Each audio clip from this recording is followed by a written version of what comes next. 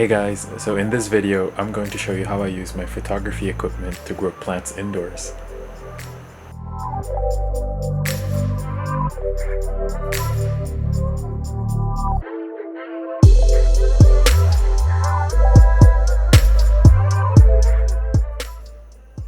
So what I did was I actually used a backdrop stand, so that's what this is over here. It's what you would use to hold a backdrop behind your subject when taking a photo, like in the studio or something. These are usually the clips that you would use to hold the backdrop in the back. And I found that this worked really well, first of all because it was quite large and you can extend it to the size that you need.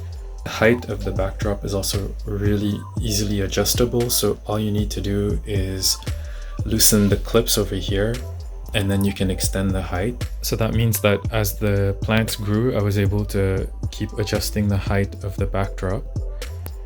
For the lights, what I did was actually use these video lights. So they're supposed to go onto a light stand.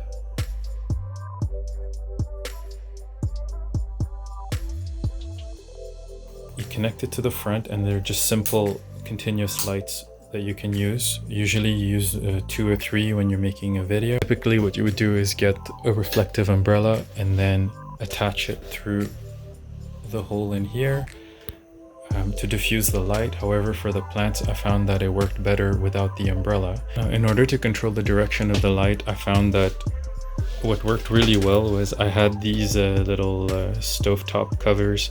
They're like $4 for $1 at the dollar store, so that way when I set them up on a light I could then just turn them.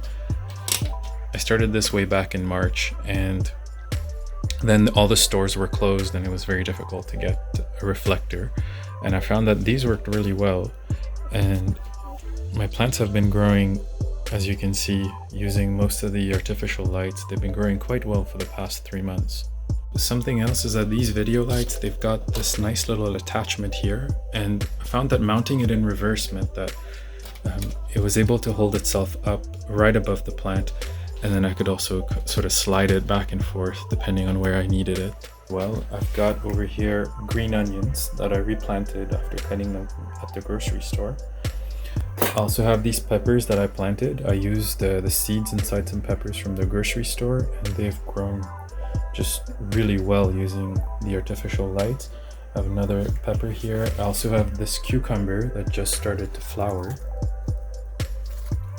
I have these 2 cherry tomato plants. As you can see, they are growing really tall. I also planted the seeds from a tomato that I bought at the grocery store, and that one is doing really well as well.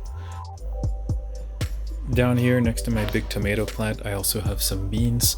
I've already harvested them the first time and they're now flowering for the second time. I also have some mint over here that's doing quite well. I have lots of coriander. I have lettuce that I've recently harvested. I'm growing also baby arugulas. Over here I have some basil, and I have some spinach over here that just sprouted, and there I have some habanero peppers. I also have some coriander over here that I unfortunately have already bolted, so they've started to flower. I can't eat them, but I figured I might as well let them grow and see if I'll be able to get some seeds from the flowers. Over here I have the celery that I planted after using it. It's actually started to grow quite well.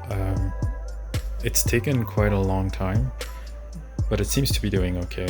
Back here I also have some lavender. I'm not sure if they're going to flower because I read that sometimes it takes 2 years, but we'll see.